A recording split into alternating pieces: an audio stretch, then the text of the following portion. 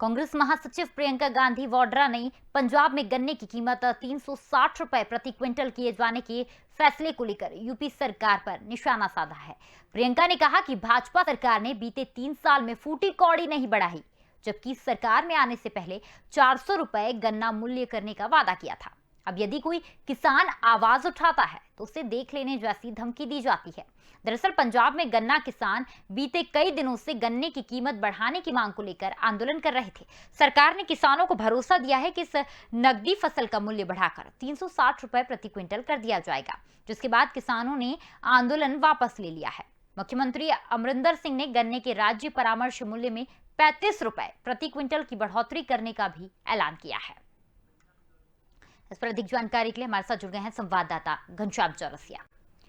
घनश्याम, जहां जानना चाहेंगे कि पंजाब में गन्ना किसान को लेकर जहां आज पंजाब सरकार को बात माननी पड़ी, वहीं अब आज प्रियंका गांधी वाड्रा ने उत्तर प्रदेश सरकार पर निशाना साधा। तमाम विपक्षी दल किसानों को साधने में जुटा हुआ है। क्या मिशन 2022 यूपी में किसान एक अहम फैक्टर होगा? बेशक हम थोड़ा सा पीछे जाना चाहेंगे। बंगाल चुनाव को लेकर के कहा जा रहा था कि कहीं न कहीं किसान प्रदर्शन जो था वो भारतीय जनता पार्टी के लिए खतरनाक साबित हुआ। उसके बाद से ही किसानों को लेकर के जो राजनीति है वो राजनीति तेज हो गई और उसको साधने की हर कोर कोशिश करने लगी सारे राजनीतिक पार्टियां, चाहे वो पक्ष के लोग हों चाहे वो विपक्ष के लोग।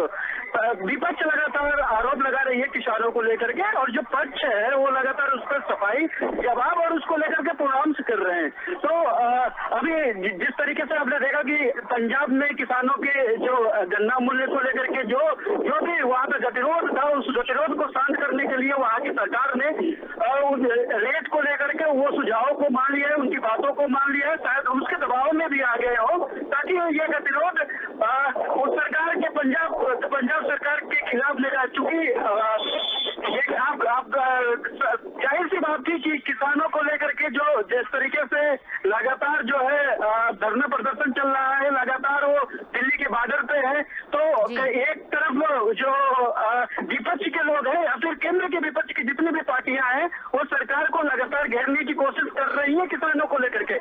ऐसे में जो पंजाब शासित सरकार है, कांग्रेस सरकार है, अगर वो बात नहीं मानती तो वो खुद सत्ते में आ सकती थी, वो कटघरे में खड़ा होती कि एक तरफ आपके खिलाफ भी तो किसान है। तो ऐसे में पंजाब की जो सरकार है वो किसानों की बात मान ली और वहीं पर प्रियंका गांधी वाड्रा ने उसी को लेकर के 19 सब सारी बातों को लेकर के वो लगातार भारतीय जनता पार्टी सरकार को जहाँ सरकार है उसको लेकर के घेर रहे हैं। उत्तर प्रदेश में भी आज जो है एक बड़ा दिन है किसानों के लिए, या यूं कहे भारतीय जनता पार्टी के लिए और भाजपा सरकार के लिए, क्योंकि यहाँ पर भी योगी आदित्यनाथ प्रदेश से लगभग 150 से ज्यादा जो किसान है वो उन किसानों के साथ बैठक कर रहे हैं, उनसे मुलाकात कर रहा है और उनसे मुलाकात के बाद वो किसानों का वो सारे सुझाव देंगे जो उनकी मांगे होंगी। हालांकि ये किसान कौन लोग हैं, इनके मानक क्या है, इनका जो सिलेक्शन हुआ है किस तरीके से हुआ है ये साफ नहीं है, लेकिन ये जाहिर से। जी शुक्रिया घनश्याम तमाम जानकारी के लिए। तो आपको सीधे लिए चलते हैं जहां मुख्यमंत्री योगी आदित्यनाथ किसान भाइयों से संवाद कर रहे हैं। 2016-17 में प्रदेश में चुनावी वर्ष था। कुल 6 लाख मीट्रिक टन गेहूं का क्रय हुआ था। इस साल अगर मैं आपको बताऊं, कोरोना के बावजूद जो 6 लाख मीट्रिक टन 2016 में समाजवादी पार्टी की सरकार ने किया था वह किसानों से नहीं किया था, आड़तियों से किया था। एमएसपी का लाभ किसान को नहीं मिला था और इस बार हम लोगों ने कितना किया, 56 लाख मीट्रिक टन का क्रय किसानों से किया, भुगतान किसान के खाते में किया। धान समाजवादी पार्टी की सरकार के समय सर्वाधिक क्रय हुआ था 16 लाख मीट्रिक टन। वह भी किसान के साथ सीधे नहीं आड़तियों के माध्यम से हुआ। और अगर मैं विगत वर्ष के धान क्रय के डाटा आपको दूं तो 16 की तुलना में हम लोगों ने धान का क्रय किया 66 लाख मीट्रिक टन विगत वर्ष, एक वर्ष में।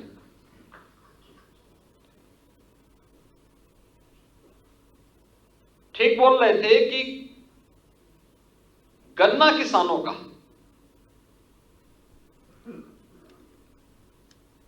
2007 से लेकर के 2017 तक कुल गन्ना मूल्य का भुगतान हुआ 95,000 करोड़ रुपए का। हम 2017 में जब आए तो मैंने राणा जी को इसी बात के लिए कहा, मैंने कहा राणा जी 2010 से गन्ना मूल्य का भुगतान नहीं हो पाया है, हम इसको कैसे तेज कर सकते हैं।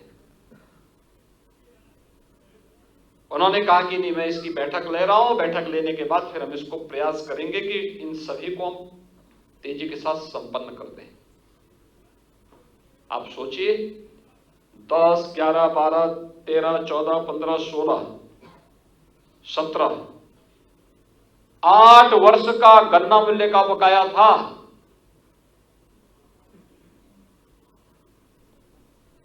छियानवे महीनों का गन्ना मूल्य का भुगतान गन्ना किसानों का बकाया था।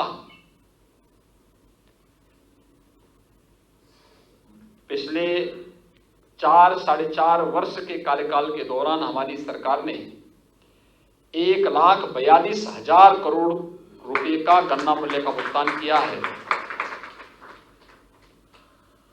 आज हम इसको 96 महीने से घटा करके 4 महीने लेके आ गए हैं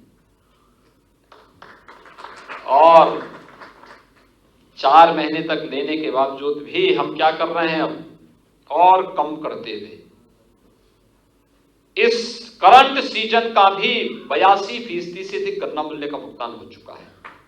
जो बाकी बचा है, हमारा प्रयास है नया सीजन शुरू होने के पहले ये गन्ना मूल्य का भुगतान अनिवार्य रूप से। हम लोगों को समझना पर चाहिए इसके बारे में। कोरोना महामारी है, चीनी एक्सपोर्ट नहीं हो पा रही। जब तक गन्ना किसानों के खेत में गन्ना रहेगा, चीनी मिलें बंद नहीं होंगी। सरकार का इस संकल्प था और हम लोगों ने इसको लागू भी किया। कोरोना में महाराष्ट्र और कर्नाटक की आधी चीनी मिलें बंद हो गई, हमने उत्तर प्रदेश के अंदर चीनी मिलें बंद नहीं की। चौधरी साहब के कर्म भूमि रमाला की चीनी मिल का हम लोग पुनरुद्धार के, नई चीनी मिल हम लोगों ने रमाला में लगा दी। मुंडेरवा में चीनी मिल के लिए किसान शहीद होते थे, चीनी मिल पिछली सरकारों ने बंद कर दी। हमारी सरकार ने मुंडेरवा में नई चीनी मिल लगा दी, पिपराइच में नई चीनी मिल लगा दी। खांडसारी के लिए लोगों को अब लाइसेंस लेने की कोई आवश्यकता नहीं, फ्री कर दिया सब। आप आराम से इस प्रक्रिया को आगे बढ़ाइए। कृषि सिंचाई योजना के माध्यम से दशकों तक, याद करिए 1973 में बाण सागर परियोजना का शिलान्यास, बाण सागर परियोजना को नीति आयोग ने उस समय सहमति दी थी और 78 में तत्कालीन प्रधानमंत्री मोरारजी देसाई जी ने इस योजना का शिलान्यास किया था। पूरी नहीं हो पाई थी 2018 तक। अब सोचिए 40 वर्ष हो गए थे, अधर में लटकी हुई थी। हमारी सरकार आई, हमने कहा कि नहीं, एक समय सीमा के अंदर पूरा करो। हम आभारी हैं प्रधानमंत्री मोदी जी के, उन्होंने भी सपोर्ट किया। हमने 2018 में बाण सागर परियोजना को पूरा कर दिया। 2.5 लाख किसान सीधे सीधे लाभान्वित हो रहे हैं। अर्जुन सहायक परियोजना, बंडई परियोजना, सरयू नहर राष्ट्रीय परियोजना, मध्य गंगा परियोजना, इन सभी पर युद्ध स्तर पर कार्य चल रहा है।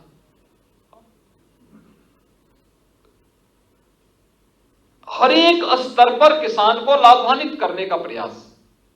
एमएसपी का दाम आज आप सबके सामने है और इसलिए भाइयों बहनों, जो प्रस्ताव आपने रखा है, सरकार ने भी तय किया है कि हर हाल में यहां पर अभी हमारे किसान संघ के पदाधिकारी कह रहे थे कि 25 अक्टूबर से चीनी मिलें चल जाएं। सरकार ने तो तय किया है कि पश्चिम क्षेत्र की चीनी मिलें 20 अक्टूबर से प्रारंभ हो जाएं।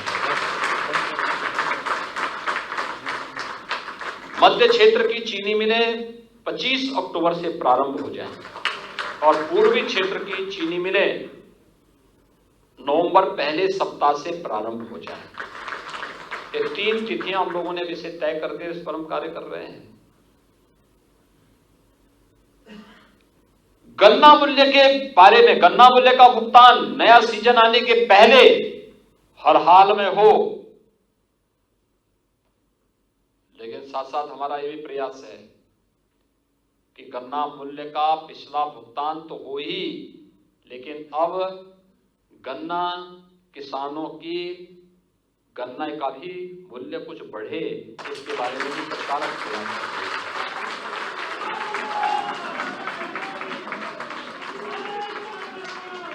और मैं आप सब किसान भाइयों से कहूंगा, एक बार हम लोगों को सभी इससे जुड़े हुए जितने भी स्टेक होल्डर्स हैं, इनके साथ थोड़ा बातचीत करने दीजिए। लेकिन गन्ना किसानों के हितों के बारे में या किसानों के हितों के बारे में हमारा अन्नदाता किसान न वो भटकेगा, न उसको किसी के बहकावे में आना चाहिए, न उसको किसी भी प्रकार की चिंता करनी चाहिए। जब मोदी जी हैं और प्रदेश में आपकी सरकार है, तो हमारी सरकार इसके बारे में ठोस निर्णय लेकर के आपके सम्मान के अनुरूप कार्य करेगी और उसको आगे बढ़ाएगी। दूसरा, जो कुछ बातें यहां पर आई, जैसे हम लोगों ने तकनीक का उपयोग किया कोरोना कालखंड में, SMS पर्ची के माध्यम से हर एक किसान के पास मैनुअल परंपरा व्यवस्था समाप्त। आप जाइए, आपको हम सीधे आपके पास डाटा आ रहे हैं, आप उसके अनुसार चीनी मिल में जा रहे हैं, चीनी मिल आपके गन्ना को तोल रही है। घड़तोली को हम लोगों ने न्यूनतम स्तर पर ला दिया है। फिर भी अगर इक्का तुक्का जगह कहीं होगा, उस पर भी कार्रवाई होगी। जो चीजें कुछ मेरे सामने यहां रखी गई हैं, एक, विद्युत के कनेक्शन न काटे जाएं। विद्युत विभाग को स्पष्ट कहा गया कि किसी भी किसान भाई का विद्युत कनेक्शन कतई न काटे। हो सकता है पिछला मूल्य बकाया हो, इसलिए किसी भी किसान को ब्याज न देना पड़े, उसके लिए OTS स्कीम लेके आना कि पुराने जितना बकाया है उस पर किसी प्रकार का कोई जुर्माना, कोई ब्याज नहीं लगना चाहिए, बल्कि किसान को उस मूल धन में कैसे हम संशोधन करते हुए उसको समाधान की तरफ बढ़ा सके। लेकिन किसी भी किसान का गन्ना मूल्य, किसी भी किसान का विद्युत कनेक्शन कतई न काटा जाए। एक, दूसरा, सरकार इस पर भी विचार करेगी और इस पर निर्णय लेगी कि फसल अवशेष जलाने के दौरान किसानों पर दर्ज जो मुकदमे हैं, उन मुकदमों को समाप्त करने और उन पर जो आर्थिक दंड लगाया गया है, इसको समाप्त करने के लिए भी सरकार अपनी कार्रवाई को आगे बढ़ाएगी, जिससे किसी भी किसान भाई को कहीं भी परेशानी न होनी पड़े। भाइयों बहनों, प्रधानमंत्री किसान सम्मान निधि किसान को विपत्ति के समय सहायता का एक माध्यम है। हमारी पहचान हमारा परिश्रम है। जब किसान अपना पसीना बहाता है, तब उसके खेत से फसलें लहलहाती हुई दिखाई देती है, जो देश के प्रत्येक नागरिक का पेट भरती है। और मुझे लगता है कि हमें उस परिश्रम पर, अपने उस पुरुषार्थ पर विश्वास करना चाहिए। परिश्रम और पुरुषार्थ का कोई विकल्प नहीं होता, कोई विकल्प। और मुझे लगता है कि सरकार आपके साथ में है, कोई समस्या नहीं आने देगी आपको। आपके लिए जो चेन बनाई जा रही है, खेत से लेके खलिहान तक और बीज से लेके बाजार तक की, आप देखना, ये आने वाला समय किसानों का है, अन्नदाता किसानों का है। अन्नदाता किसानों के लिए सरकार कार्य करेगी, पूरी मजबूती के साथ कार्य करेगी। किसान मोर्चा और किसान संघ के लोगों ने, पदाधिकारियों ने मेहनत करके हर जनपद में किसान भाइयों को और जागरूक करें और बताएं, शासन की योजनाओं के बारे में जानकारी दें, शासन की योजनाओं से अवगत कराएं और उन्हें इसके बारे में अवगत कराएं कि किसानों के हित के बारे में वह सब कदम उठाएंगी सरकार, जिससे अन्नदाता किसान और उसका परिवार खुशहाल हो, समाज सशक्त और समर्थ बनने की ओर अग्रसर हो, स्वावलंबन की ओर अग्रसर हो। हमने आने के तत्काल बाद ऋण माफी की कार्रवाई को इसीलिए आगे बढ़ाया था और आज जो प्रक्रिया आपके सामने है, मैंने आपके सामने कही है, मैं एक बार फिर से अभिनंदन करूंगा आप सभी का कि सरकार आपको परेशान नहीं होने देगी, आपके हितों को पूरी तरह संरक्षण देगी, क्योंकि अन्नदाता किसानों का हित इस समाज का हित है, देश का हित इसमें निहित होता है और उसके लिए जो कुछ भी प्रयास करना पड़ेगा सरकार उसके लिए हर कदम उठाएगी। मैं एक बार फिर से आपको आश्वस्त करता हूं कि जो मांगे आपने यहां पर मेरे सामने आज रखी हैं, जो सुझाव आपने यहां पर मेरे सामने रखे हैं, उन सबको सरकार गंभीरता पूर्वक आगे बढ़ाने का कार्य करेगी। आप यहां पर उपस्थित हुए, मैं इसके लिए आप सबका हृदय से अभिनंदन करता हूं, स्वागत करता हूं और आपको आश्वस्त करता हूं कि सरकार आपके हितों को संरक्षण देने के लिए पूरी प्रतिबद्धता के साथ कार्य करेगी। धन्यवाद। जय हिंद, जय जवान, जय किसान।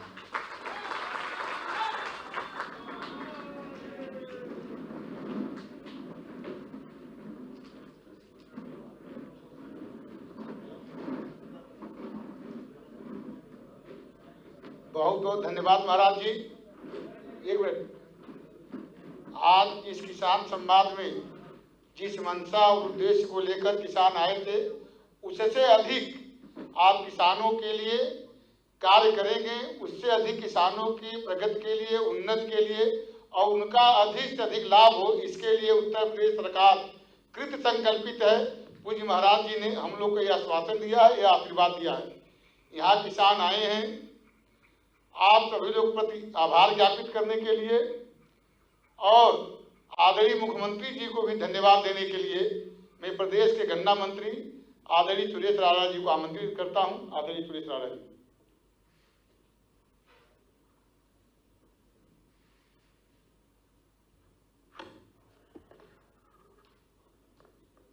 आज के किसान संवाद कार्यक्रम में उत्तर प्रदेश के लोकप्रिय मुख्यमंत्री और मैं तो कहूंगा कि उत्तर प्रदेश ही नहीं, देश भी नहीं, जिनकी ऑस्ट्रेलिया की संसद भी मांग करती हो, ऐसे हमारे यशस्वी मुख्यमंत्री